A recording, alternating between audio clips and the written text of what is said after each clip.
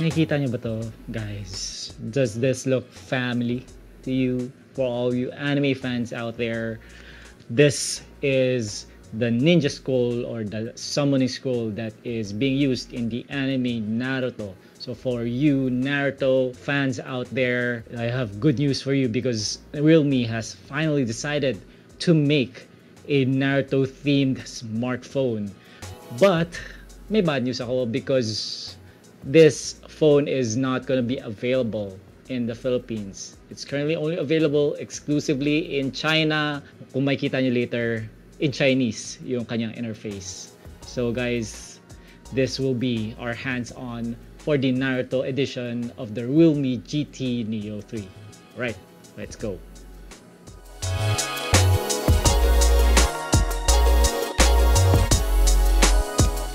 Hey guys, this is Kuya Den from Tech Kuya. We do a lot of unboxings and reviews of tech products in the Philippines. And if you haven't done so, please consider subscribing to our channel. I just checked our statistics the other day and I saw that around 90% of the people that are viewing our videos aren't actually subscribed. So please naman, tulungan niyo naman kami. I mean, guys, ano ba yung konting sub lang, diba? Just like in our last video, we're gonna start things off by answering one of the questions that you guys posted in one of our videos. And this time around, I have selected this question from from Von Bicol. Interesting name. He posted this question in our Narzo 50 Pro 5G review. And the question is always on display. Does it have that feature? Yes, it does. And this is a feature that we've seen in most of the Realme and the Narzo series phones. And this phone, by the way, which will be doing a hands-on, also has that feature. And in the Realme UI 3.0, yung always on display niya usually shows the date and time, the battery level, and the notifications. Alright, so hindi na natin patatagalin pa. Let's proceed with the unboxing. We don't normally do unboxings and first impressions in the same video, but I think this is one of those exceptions na kailangan talaga natin ipakita yung unboxing experience because kung nakikita nyo naman, the packaging itself is very unique, guys. The first thing that I noticed when I got this package is the embossed Naruto and Realme logo. It unfurls into a scroll. Okay? Ayos ba, guys? Di ba? Astig. Yun, medyo blank lang siya. So, parang, apart from the novelty, di ba? It's a scroll. Pwede mo siyang magamit siguro pag nag-cosplay kayo or pag nag-presentation kayo sa school, pag nag-Halloween kayo or something. Anyways, itong ibaba niya, hindi siya nabubuksan. Naka-fix lang siya. Ang talagang binubuksan dito is this top area. And there is a label here with the instruction na hihilahin mo siya. So we're gonna do that now. Ayan. So ito yung ilalim ng cover. And this is what it looks like inside. So kung makikita nyo, meron siyang parang knob dito or I don't know what that's called. Pero you hold that in order to pull out the phone. We're gonna do it right now. Actually, it just slides by itself. And we have this parang cover niya na may lamang mga documents inside. And it's in Chinese. Warranty information, I guess, and user guides. Not that we read manuals in this channel, so tatabi muna natin siya. Kasi ito yung pinaka gusto natin. Okay, this is the Naruto edition Realme GT Neo 3. So makikita nyo, the upper portion is in silver, tapos there's this red dot in the middle, and then the lower third is in the iconic orange na gamit-gamit dun sa uniform ni Naruto.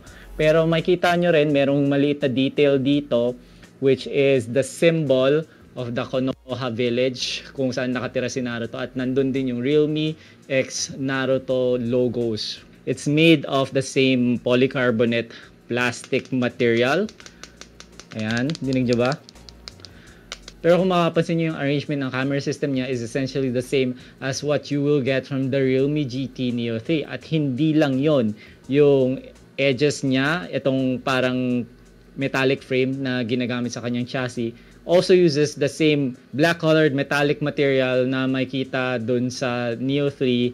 And the side, the power button also has that parang rough texture. So essentially, it is the GT Neo 3. Ang talagang pinagkaiba lang niya, guys, as I said earlier, is the rear panel. Pero hindi lang pala yun, kasi yung kanyang adapter is much faster.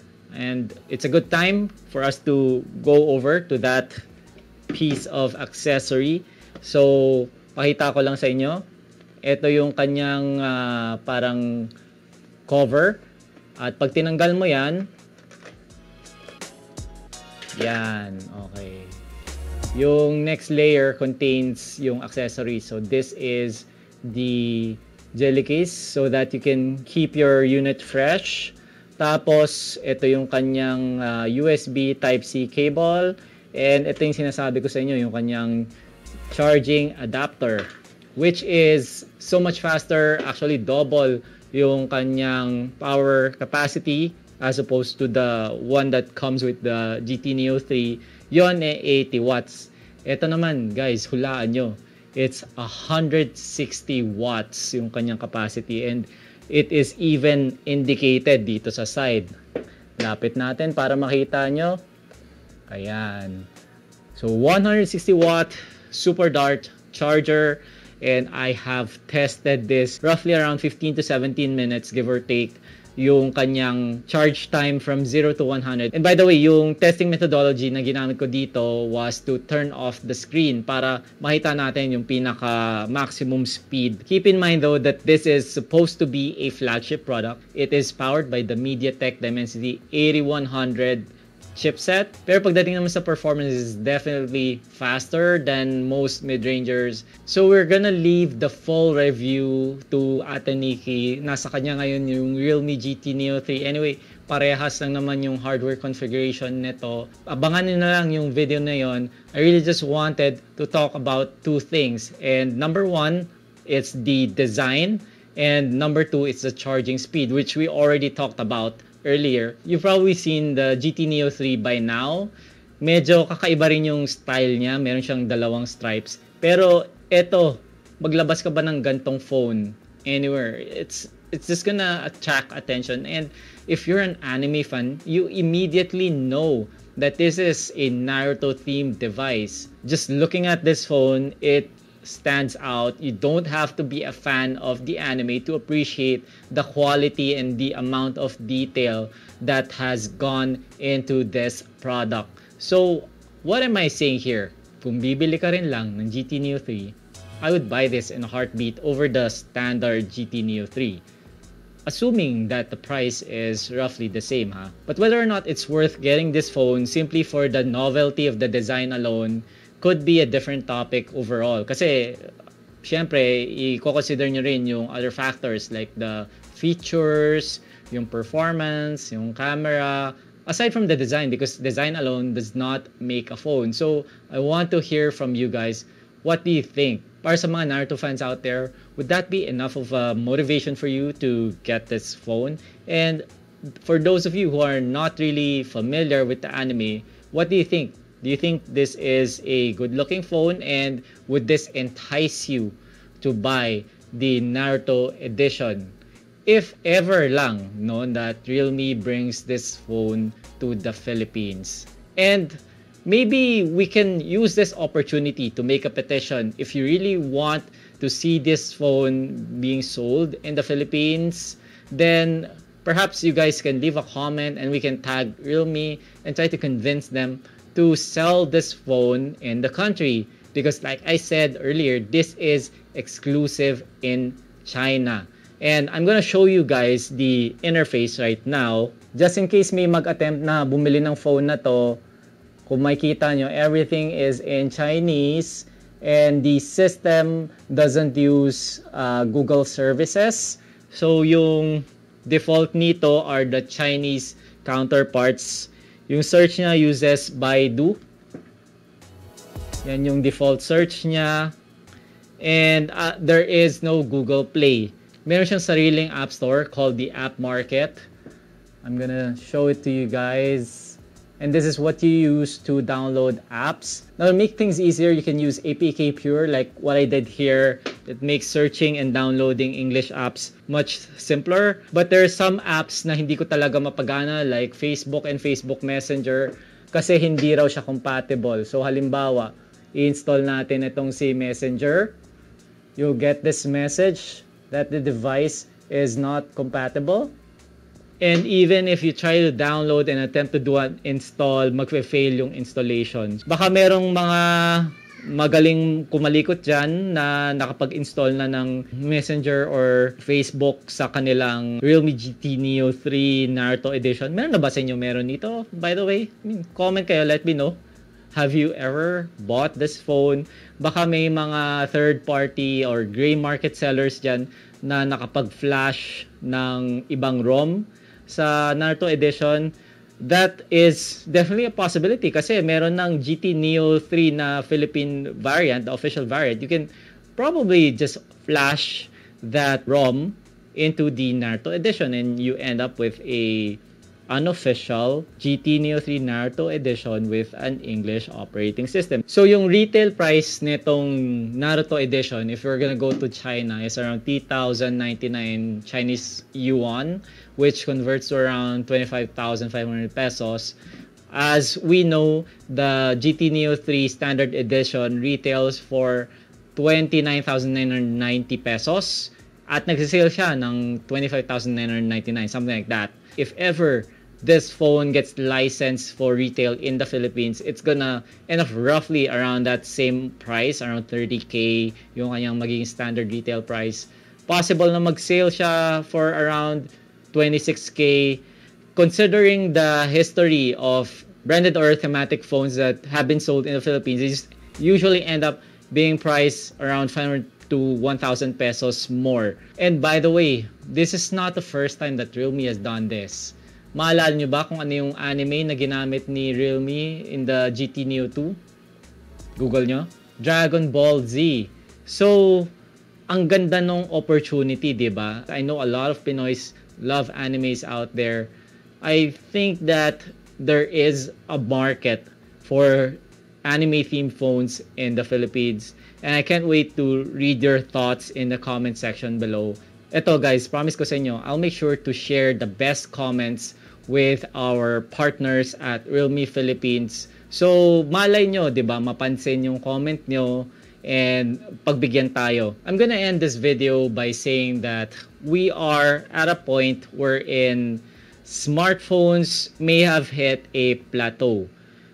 By this, what I'm trying to say is that phones every year just get incrementally faster, cameras get incrementally better, features trickle slowly from flagships, but majority of the mid-rangers already possess the features that an average Joe or average Filipino would look for from a phone. It's fast enough, it takes pictures that are good enough quality or acceptable quality for posting in social media. Majority of the mid-rangers already have good quality LCD or AMOLED screens with a punch hole type notch. And some of them even have that under display fingerprint scanner, which used to be exclusive to flagships. So this is a challenge to smartphone manufacturers all over the world, be it Realme or other brands, to innovate not just on the hardware level but also in the design level. And what we're seeing right here is really good design, something that they actually spent effort and possibly research in order to appeal to a specific market. Will it be successful or will it be worth the cost of licensing a popular anime like Naruto to get more sales. Now that I think would be a question that we have yet to see, but I would commend brands like Realme for making an effort, because at the end of the day, you can see that they are trying something different and they are making that effort to stand out. This has been Kuya Den. I'll be seeing you guys in the next video. Paalam.